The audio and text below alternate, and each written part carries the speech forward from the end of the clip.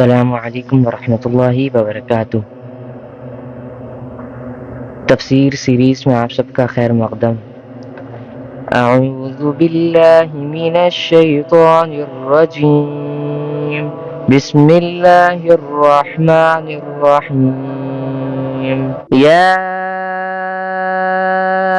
ایہا الذین آمنوا ان جاءکم فاسق بنبأ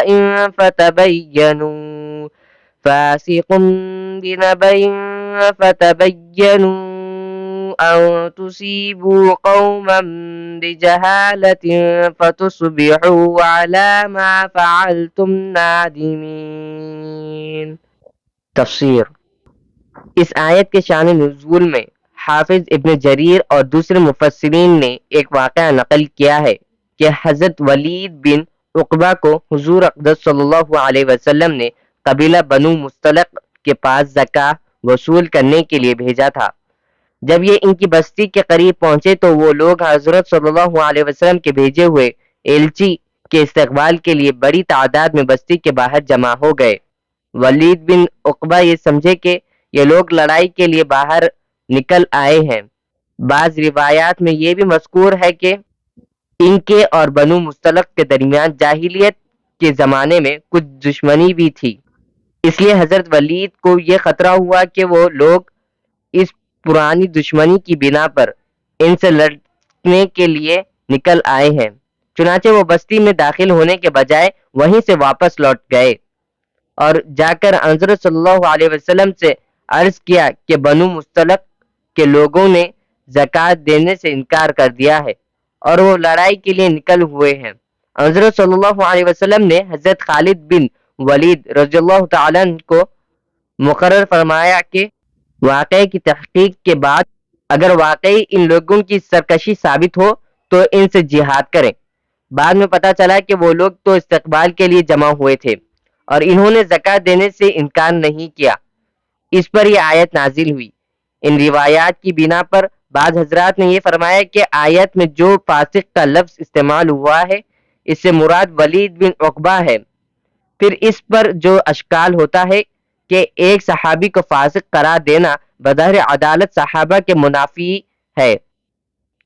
اس کا یہ جواب دیا ہے کہ بعض صحابہ سے گناہ سرزد ہوئے ہیں لیکن اللہ تعالیٰ نے انہیں توبہ کی توفیق عطا فرما دی ہے، اس لیے بحیثیت مجموعی ان کی عدالت پر کوئی اثر نہیں پڑتا۔ لیکن حقیقت یہ ہے کہ اس واقعے کے بیان میں جو روایتیں آئی ہیں، اول تو وہ سند کے اعتبار سے مضبوط نہیں ہے اور ان میں تعارض و اختلاف بھی پایا جاتا ہے۔ دوسرے اس واقعے کی بنا پر حضرت ولید کو فاسق قرار دینے کی کوئی معقول وجہ بھی سمجھ میں نہیں آتی، کیونکہ اس واقعے میں انہوں نے جان بوجھ کر کوئی جھوٹ نہیں بولا بلکہ جو کچھ کیا غلط فہمی کی وجہ سے کیا، جس کی وجہ سے کسی کو فاسق نہیں کہا جا سکتا۔ اس لیے بظاہر ایسا معلوم ہوتا ہے کہ جب حضرت ولید بستی کے قریب پہنچے اور قبیلے کے لوگ بڑی تعداد میں وہاں جمع ہو رہے تھے تو کسی شریر آدمی نے ان سے یہ کہا ہوگا کہ یہ لوگ آپ سے لڑنے کے لیے نکلے ہیں۔ اس شریر آدمی کو آیت میں فاسق قرار دیا گیا ہے اور حضرت ولید کو یہ تنبیہ کی گئی ہے کہ تنہا اس شریر آدمی کی خبر پر بھروسہ کر کے کوئی اقدام کرنے کے بجائے پہلے اس خبر کی تحقیق کرنی چاہیے تھی۔ اس خیال کی تائید ایک روایت سے بھی ہوتی ہے جو حافظ ابن جریر نے نقل کی ہے اور اس میں یہ الفاظ ہیں کہ یعنی شیطان نے انہیں یہ بتایا کہ وہ لوگ انہیں قتل کرنا چاہتے ہیں۔ ظاہر یہی ہے کہ شیطان نے کسی انسان کی شکل میں آ کر انہیں یہ جھوٹی خبر دی ہوگی۔ اس لیے آیت کی لفظ فاسق کو خواہ مخواہ ایک صحابی پر چسپاں کرنے کی کیا ضرورت ہے، جبکہ انہوں نے جو کچھ کیا غلط فہمی میں کیا۔ اس کے بجائے اس مخبر پر چسپاں کرنا چاہیے جس نے حضرت ولید کو یہ غلط خبر دی تھی۔